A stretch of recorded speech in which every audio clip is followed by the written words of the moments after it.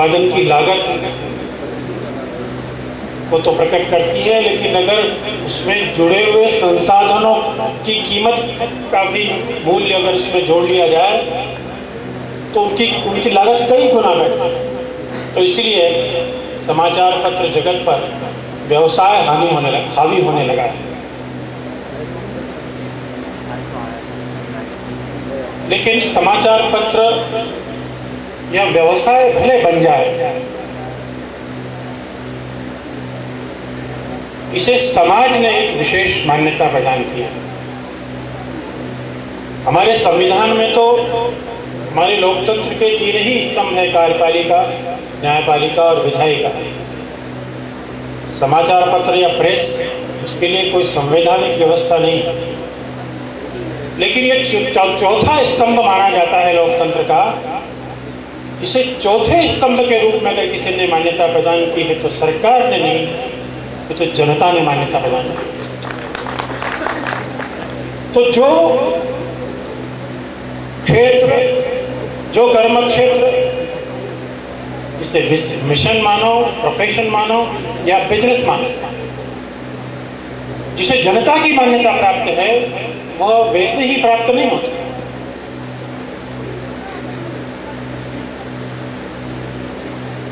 पूर्व में हमारे यहाँ परंपरा रही है कि हमारे यहाँ का जो पत्रकार है वह पत्रकार ही समाचार पत्र का संचालन करते थे।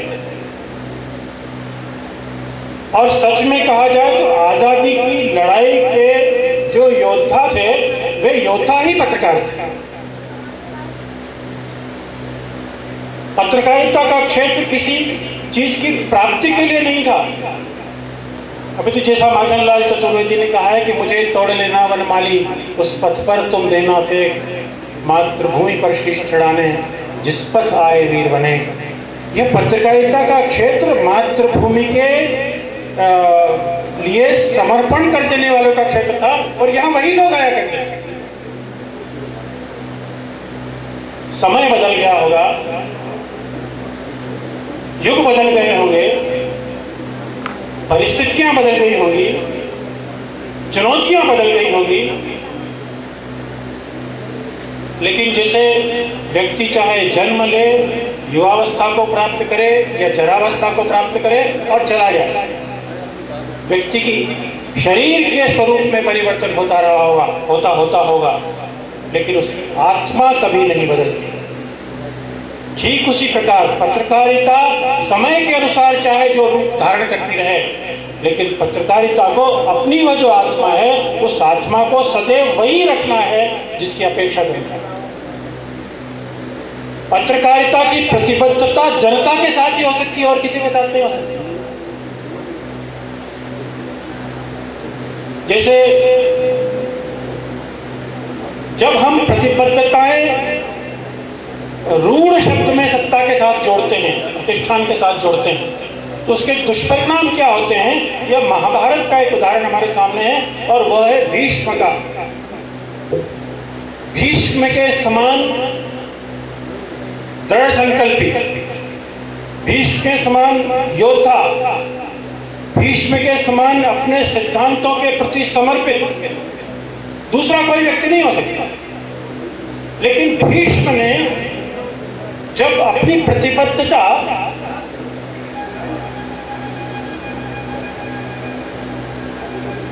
हस्तिनापुर के सिंहासन के साथ बांध ली, तो धृतराष्ट्र ने जो कुछ किया उसके साथ लगता है उनकी आंखों पर भी पट्टी बन गई, क्योंकि उन्होंने अपनी प्रतिबद्धता हस्तिनापुर के सिंहासन के साथ जोड़ ली। दो मैं यहाँ निवेदन करना चाहता हूं कि हमारी प्रतिबद्धता हस्तिनापुर के सिंहासन के साथ नहीं है, हमारी प्रतिबद्धता हस्तिनापुर के साथ है, हस्तिनापुर के जन के साथ है। अगर उस हस्तिनापुर या उसकी जन के विरोध में कोई बात होती है तो फिर हम उसके पाए से बंधने के लिए विवश नहीं है, हमें उसके खिलाफ खड़े होना पड़ेगा। जन के प्रति अपनी जो प्रतिबद्धता है वो दिखानी पड़ेगी। समाज में जनता के हितों की चिंता करने के लिए सर्वाधिक श्रेष्ठ अगर कोई माध्यम है तो पत्रकारिता का क्षेत्र है। आप रायसेन और विदिशा जिले के जितने पत्रकार यहाँ एकत्रित हुए हैं, उनसे मैं यही निवेदन करना चाहूँगा कि हम काम करते समय हमारे सामने विभिन्न प्रकार की परिस्थितियाँ अवश्य आती होंगी। समय के अनुसार उन चुनौतियों का सामना करने के लिए अपनी भूमिकाओं को हम बदलते रहेंगे, लेकिन भूमिका चाहे बदलते रहें, हम इसके साथ जुड़े या उसके साथ जुड़े, हमारा वैचारिक प्रतिबद्धता किसी के साथ भी हो, वैचारिक दृष्टि से हमारी मतभिन्नता हो सकती है, और यही लोकतंत्र का वैशिष्ट्य भी है कि जहाँ दूसरे के विचारों का सम्मान करना यह लोकतंत्र का मूल तत्व रहा करता है। इसलिए हम परस्पर असहमति रखते हुए भी, उसके विचारों के प्रति सम्मान रखते हुए भी, हमारी जो प्रतिबद्धता है, उन प्रतिबद्धताओं के प्रति, जनता के प्रति जो हमारी प्रतिबद्धता है, उसको अगर हमने अक्षुण्ण बनाए रखा तो हमारी जो भूमिका है उस पर कोई प्रश्नवाचक चिन्ह कभी खड़ा नहीं कर पाएगा। तो इसलिए पत्रकारिता की जो मूल आत्मा है, उस मूल आत्मा को हम सदैव स्मरण रखें, यह निवेदन करना चाहूँगा। दूसरा एक और बात, जो मैंने जब भोपाल से स्वदेश का प्रारंभ हुआ था, उद्घाटन का उसका कार्यक्रम था, हमने अटल जी उस समय लोकसभा में विपक्ष के नेता हुआ करते थे, और भी कई विभूतियां उस कार्यक्रम में उपस्थित थी। उनके सामने मैंने स्वदेश की भूमिका स्पष्ट करते हुए एक बात कही थी। वो स्वदेश की भूमिका नहीं थी, वो वास्तव में प्रत्येक पत्रकार की भूमिका होगी। हमने रामायण की कथा में दो गिद्ध बंधुओं का उदाहरण सुना होगा, संपाति और सीता की रक्षा में अपने प्राणों का बलिदान देने वाले जटायु। दोनों बहुत बलशाली, बुद्धिमान ऐसे व्यक्ति थे, ऐसे गिद्ध थे। एक बार दोनों ने सोचा कि सूर्य के पास कौन पहुंच सकता है। जटायु ने कह दिया कि नहीं, मेरी उसमें कोई रुचि नहीं कि मैं अपने सूर्य के पास जाकर के अपने पंख चला लूं। संपाति गया, सूर्य तक पहुंचने का उन्होंने प्रयत्न किया, वह साहस था, और उसमें उसके पंख चल गए। बात की कथा आपको पता होगी कि जब सीता को ढूंढने के लिए राम जी समुद्र के तट पर पहुंचे थे, तो जामवंत और हनुमान को सीता का पता उस संपाति ने बताया था, जो अपने जले हुए पंखों को लेकर वहां एक पर्वत के शिखर पर विश्राम कर रहा था, क्योंकि उसकी चलने की जो शक्ति है वो समाप्त हो चुकी, उड़ने की जो शक्ति है वो समाप्त हो चुकी।